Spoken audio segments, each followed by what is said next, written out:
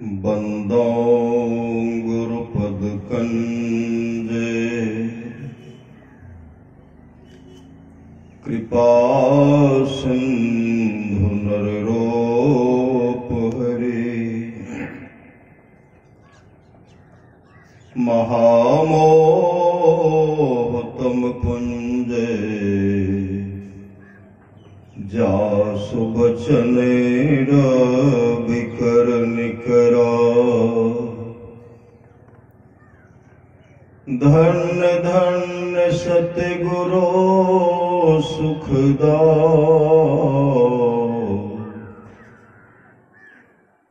महिमा कही न जाए जो कुछ कहो तुम्हारी कृपा मौतें कछुनो बसाए। अव्यक्त रूप में प्रातः स्मरणीय आनंद श्री विभो सिद्ध परम पूज्यपाद सदगुरु महाराज के चरणों में कोटि कोटि नमन। मंचासीन पूज्य बाबागण, विशिष्ट गुरुजन, उपस्थित सत्संग प्रेमी महानुभावों, माताओं एवं बहनों, सभी के अंदर में बैठे हुए परमात्मा को कोटि कोटि नमन। संत महात्मा लोग कहते हैं मनुष्य जीवन की सफलता भगवत प्राप्ति में है। यह तन बार बार मिलने को नहीं है, इसलिए आगे की यात्रा के लिए अभी से भगवत भजन रूपी धन संग्रह करो। संत कबीर साहब ने कहने की कृपा की, बार बार नर दे नहीं है बीरड़े, चेत सके तो चेत कहत कबीरड़े। कबीर सोई धन संचिए जो आगे का होए, माथ चढ़ाए गांठरी जातन देखा कोई। करिए नित सत संग को बाधा सकल मिटाए, यह अवसर फिर ना मिले दुर्लभ नर्तन पाए। का सत्संग नित कीजिए, जो भी बाधा है विपत्ति है मिट जाएगी, और यह सुअवसर यह मौका फिर हाथ आने वाला नहीं है। अभी हम लोग जो है दिवंगत आत्मा की शांति हेतु सत्संग कर रहे हैं। महापुरुष की वाणी है, सभी की मौत है, दिन न कोई रहने आया है। जगत यह धर्मशाला है, मुसाफिर क्यों बुलाया है। जगत यह स्वप्न की रचना ने इसकी हर चिंता कर, सभी पर देश के पंथी तो नाहक मोह जाया है। कुशल को जब जन्म था तो भजन कर ले नाम का, चलना है दिन जरूरी घमंड क्या धन धाम का। आंख मुंदो कुछ न तेरा तन हुआ बिन काम का, नकली पुतली बनी है हार मांसो शाम का। यह भी है दुश्मन भी तेरा चल गया बिन नाम का। कौरी कौरी जोड़ता होगा करोड़ों शंख का, वह भी गारा छोड़कर भागा था छूछे हाथ का।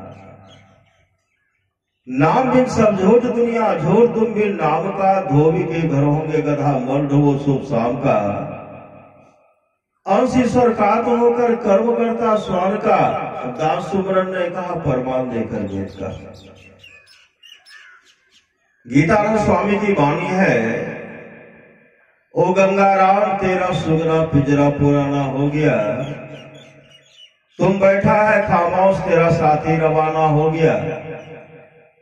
मौत रूपी बिल्ली बैठी है तेरी ताक में, मोड़ तू पछताएगा मिल जाएगा जब तू राख में। ओ मुसाफिर कर तैयारी, गाड़ी आने वाली है तत्काल ही छूट जाएगी। सीटी बजाने वाली है मौत रूपी डाक गाड़ी, जिस समय आएगी कहेगी गीतानंद यहाँ की सारी संपत्ति यही रह जाएगी। रेबर मुसाफिर निकलना पड़ेगा, इस शरीर से निकलना पड़ेगा। रे मन मुसाफिर निकलना पड़ेगा, काया कोटि को खाली करना पड़ेगा। भाड़े के क्वार्टर को क्या तू संभाले, जिस दिन तुझे घर का मालिक निकाले, इसका किराया भी भरना पड़ेगा। इसमें जो रह रहे हैं इसका हिसाब चुकाना पड़ेगा, इसका किराया भी भरना पड़ेगा, काया कोटि को खाली करना पड़ेगा। आएगी नोटिस जमानत न होगी, पल्ले गढ़ कुछ जमानत न होगी, हो करके कैद तुमको चलना पड़ेगा, काया कोटि को खाली करना पड़ेगा। मेरी मत मानो जमराज का मानेगा, तेरा कर्म द्वारा तुझे मार भगाएगा। पापों की अग्नि में जलना पड़ेगा, काया कोटि को खाली करना पड़ेगा। जमराज की जब तुम अदालत चढ़ोगे, पूछेगा मालिक तो क्या तुम कहोगे, घोर नरक में दुख सहना पड़ेगा, काया कोटि को खाली करना पड़ेगा। कहेगी आनंद है, फिरेगा तो रोता, 1,84 बीच खाएगा गोता, फिर जन्म और मरना पड़ेगा, काया कोटि को खाली करना पड़ेगा। महापुरुष की वाणी है, मानव का शरीर मिला है, इसको सफल करना चाहते हैं, सार्थक करना चाहते हैं।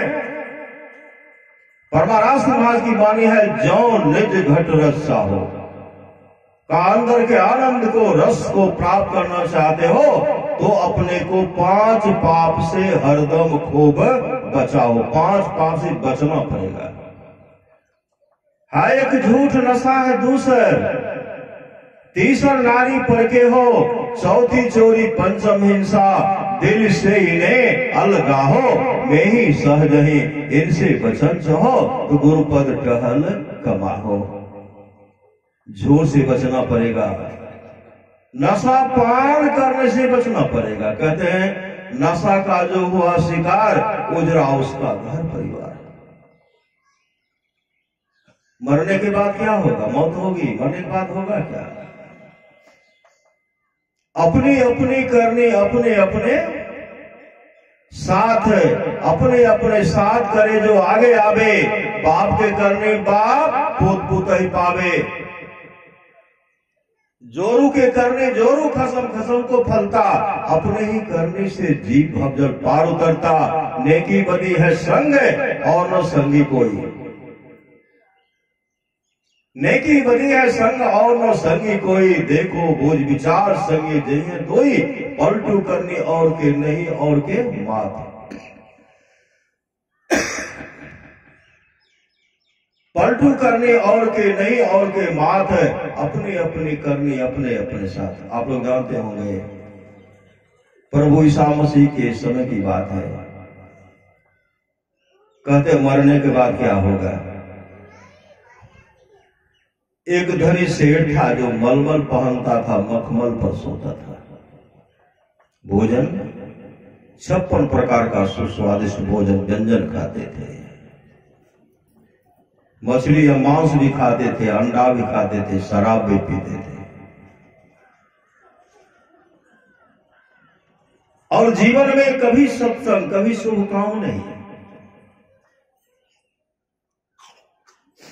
उनके दरवाजे के सामने एक गरीब व्यक्ति था लाजर, जिनके शरीर में घाव भरा हुआ था।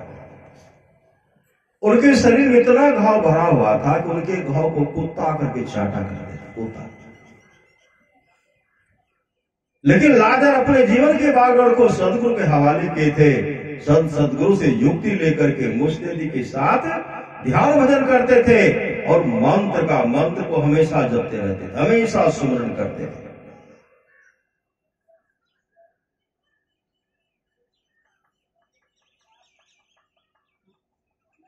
शेर जो खाते थे, मेज पर जो चूर चार गिरता था, उसके लिए तरसते रहते थे। अगर देता है, लाजर के मन में था, अगर देता तो भूख की क्षुधा को मिटाता। लेकिन ऐसा दुष्कर्मी था, दुष्ट था कि कभी दान पुण्य नहीं, कभी भूखे को भोजन नहीं, कभी प्यासे को पानी नहीं। धनी सेठ की मृत्यु हो गई, उनको जला करके राख कर दिया गया। लाजर की मृत्यु हो गई, उनको कब्र में दफना दिया गया। लाजर की जीवात्मा को ले गए कहां, सबराज के पास, उनसे हिसाब पूछते हैं। जीवन में तूने क्या किया, कौन सा शुभ काम किया? जीवन में शुभ काम तो किए नहीं थे। भोजन भी चुरा करके खाते थे। कहते जो भोजन चुरा करके खाते हैं, किवाड़ बंद करके खाते हैं, ऐसे मानव का जब शरीर छूटता है जिसके जीवन में शुभ काम नहीं, ऐसे प्राणी का जब शरीर छूटता है तो वह सूची मुख्य प्रेत के जोनी में जाता है, प्रेत बन जाता है। धनी शेष हिसाब मांगते तूने जीवन में क्या किया? तो कोई शुभ काम नहीं। जमराज कहते जमदूतों पिटाई करो। जब पीटने लगते हैं, चीखते हैं, चिल्लाते हैं, बचाओ बचाओ बचाओ, हे भार्या, हे पुत्र, हे कुटुंबियों, हे सगे संबंधियों, कोई तो मुझे बचा। कौन बचाएगी? वहां गरुड़ पुराण में आया, भगवान विष्णु गरुड़ जी से कहते गरुड़ जी उस क्रूर काल के बारे में बता रहा हूं, देखना तो दूर रहा, नाम सुनते कांप जाओगे। कहते जम जाने में जति फटकारे, लेखा देत भुलई है, रे हंसा एक दिन चली जी है। पिटाई शुरू हो गई, बचाओ। जब पिटाई शुरू हो गई तो मुख से निकलता है पानी। जमराज कहते कभी प्यासे को पानी पिलाया था? कहा मौका कहां मिला। कहा भोजन, कहा कभी भूखे को भोजन दिया था? कहा मौका कहां मिला। जमराज कहते जिस समय तू खा रहा था तुम्हारे सामने कुत्ता बैठा हुआ था, जिस समय तू खा रहा था तुम्हारे सामने कौवा बैठा हुआ था। आधा टुक्का भी आधा टुक्का अगर कौवा को दे देता, एक रोटी कुत्ता को दे देता तो आज तुमको भूख की प्यास नहीं सताती, भूख नहीं लगती। प्यासे को पानी पिलाता तो कभी कभी पानी की इच्छा भी नहीं होती, बिना मांगे सब कुछ मिल जाता। कहा कोई उपाय, कहा कोई उपाय क्या? तो अपने जीवन में तो संत महात्मा का सेवा क्या, न भूखे को न भोजन, न प्यासे को पानी, शराब पीने में आनंद आता था। जमदूतों इसे शराब पिलाओ, तेजाब पिलाओ, तेजाब। एक बूंद तेजाब गिरता है तो शरीर जल जाता है। ऐसे उनको दे रहे हैं, छटपटा रहा है। ऊपर देखते हैं, ऊपर जोर के दरवाजे के सामने गरीब व्यक्ति लाजर था, विपत्ति में भी जो नाम का स्मरण करता था। आज लाजर पिता अब्राहम के बाजू बैठे हुए हैं। पिता अब्राहम अपने हाथ से उनको तरह तरह का मिठाई खिला रहे हैं। धनी सेठ देखते हैं, कहते पिता अब्राहम, धनी सेठ के शरीर में जब था तो सुंदर सुंदर भोजन खाता था, वह सुखमय जीवन में व्यतीत करता था। यहाँ भी हमको सुख मिलना चाहिए। लाजर वहां दुख में जीवन व्यतीत करता था, तो लाजर को यहाँ दुख होना चाहिए, लेकिन उल्टे हो गया। लाजर को यहाँ सुख, हमको दुख हो रहा है। पिता अब्राहम ने कहा मानव का शरीर मिला था शुभ काम करने के लिए, तो शुभ काम नहीं किया, इसलिए तेरे जीवन में दुख ही दुख है। कहा कम से कम एक लड्डू हमें भी दीजिए। पिता अब्राहम कहते तुम्हारे लाजर के बीच में बहुत बड़ी खाई है, न कोई वहां से यहां आ सकता है, न कोई यहां से वहां जा सकता है। कहा कम से कम मेरा कंठ जो जीवा जल रहा है, एक बूंद पानी के लिए तरस रहा है।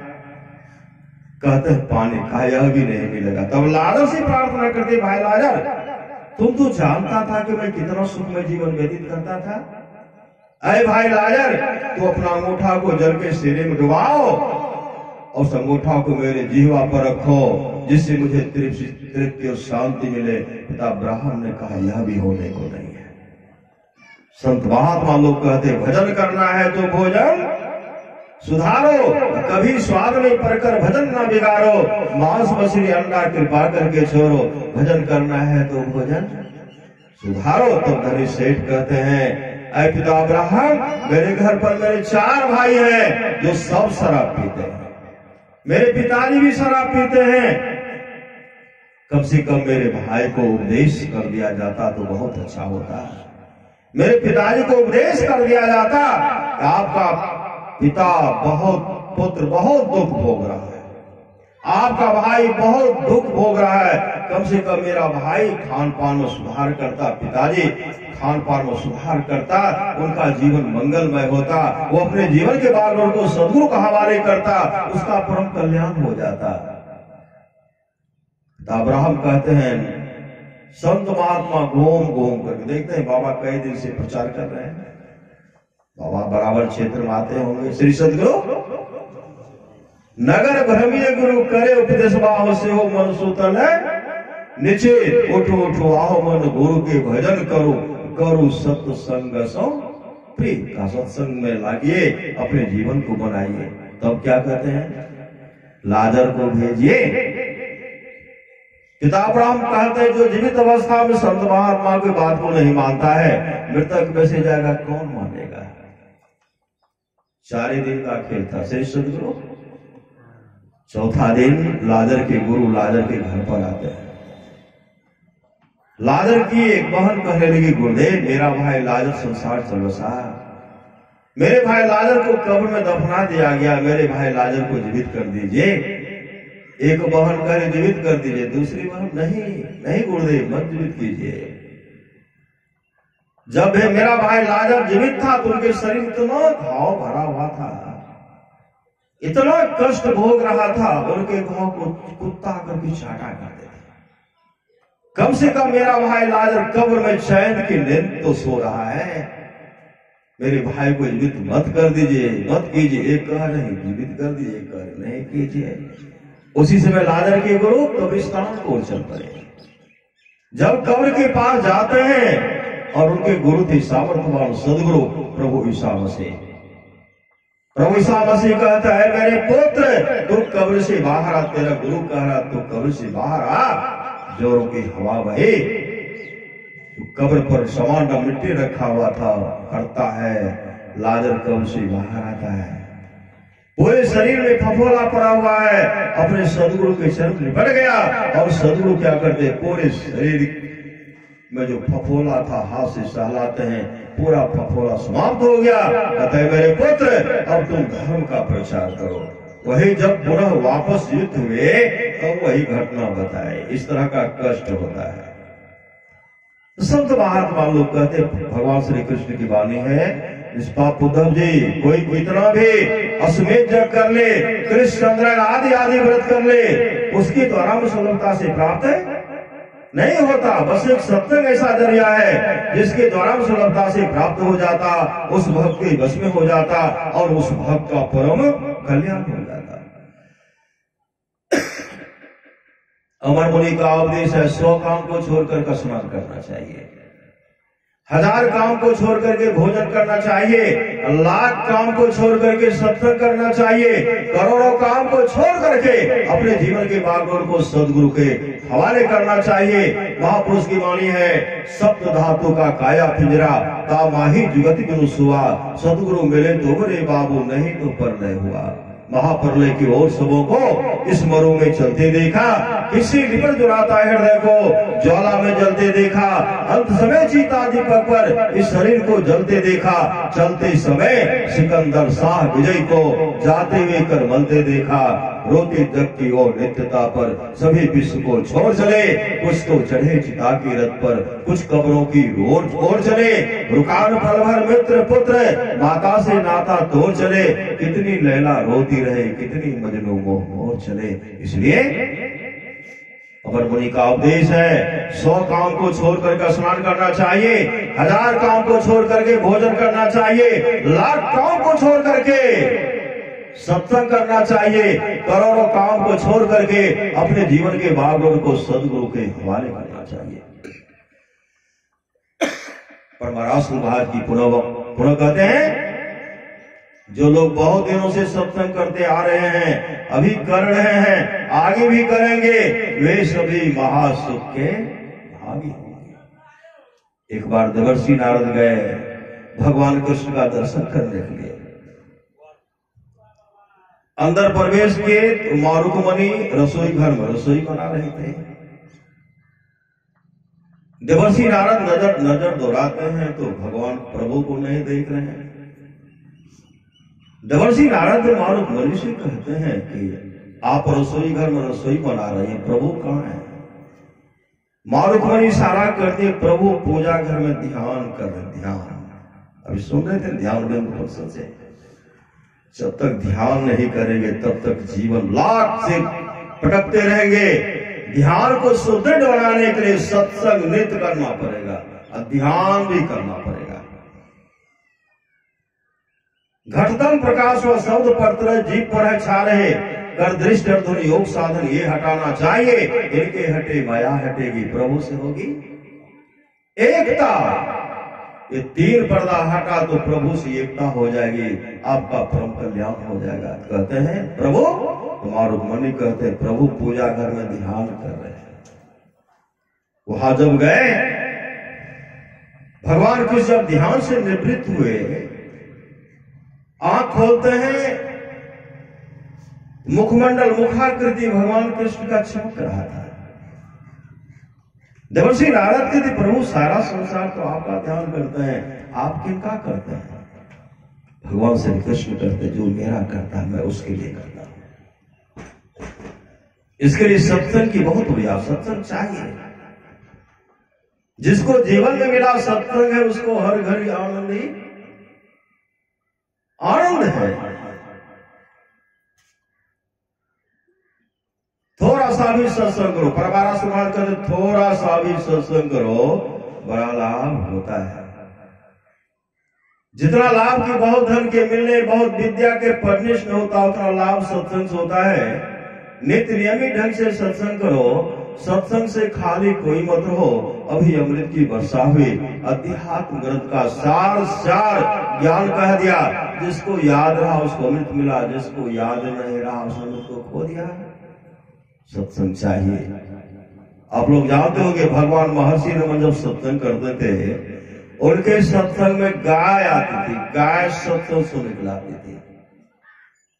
संजोग से एक दिन गाय सत्संग में नहीं आई।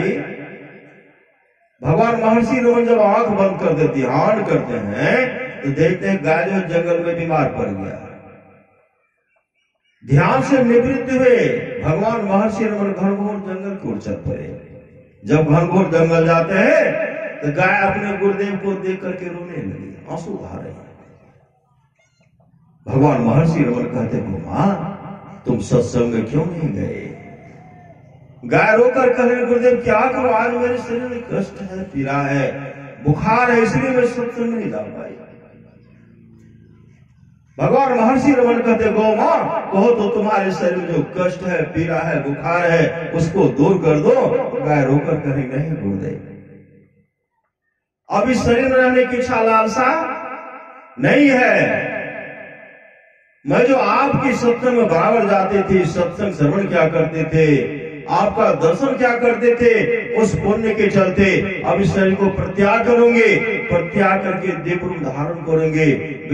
वैकुंठ लोक से, विष्णु लोक से विमान आने वाला है, विमान पर बैठकर विष्णु लोक को चले जाओगे और भगवान विष्णु की चरण की अधिकारी बन जाओगे। उसी समय गाय अपने शरीर को प्रत्याग करती है, देव रूप धारण करती है, विष्णु लोक से विमान आती है, विमान पर बैठा करके भगवान विष्णु के पार्षद आते हैं, हरि कीर्तन कराते हुए, वो करते हुए उनको विष्णु लोक लेके चले गए और भगवान विष्णु के चरण की अधिकारी बन गए। ये सत्संग का फल है।